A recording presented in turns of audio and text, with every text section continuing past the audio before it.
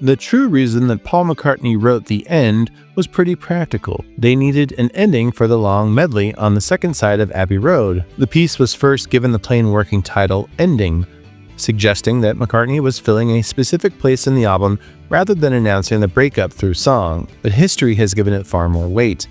It became the last new recording completed collectively by John Lennon, McCartney, George Harrison, and Ringo Starr on the final Beatles album they recorded, even though Let It Be was released later.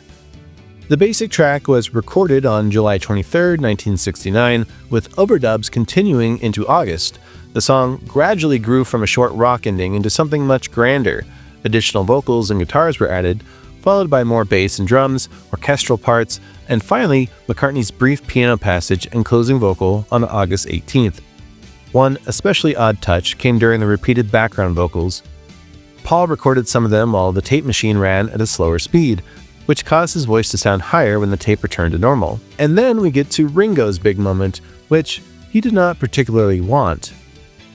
The Beatles generally disliked the long, flashy drum solos that had become fashionable, and Ringo preferred playing for the song rather than showing off.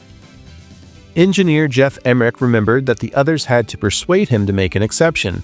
The result became the only full Ringo drum solo released on a Beatles recording. Even that was not quite what it appeared to be, though. Guitar and tambourine were played underneath him during the session, but muted from the finished mix, which creates the impression that Ringo had been completely alone.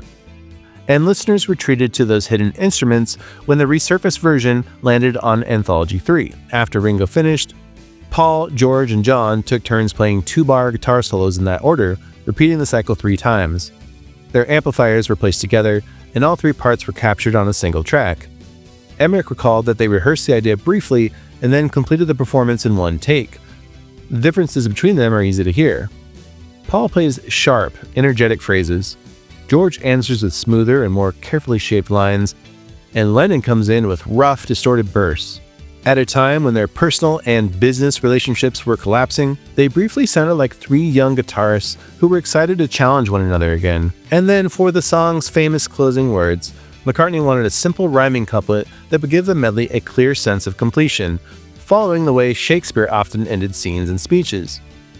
The lyric wasn't a confession about one particular relationship. It was a deliberately broad idea about love being returned in proportion to what a person gives.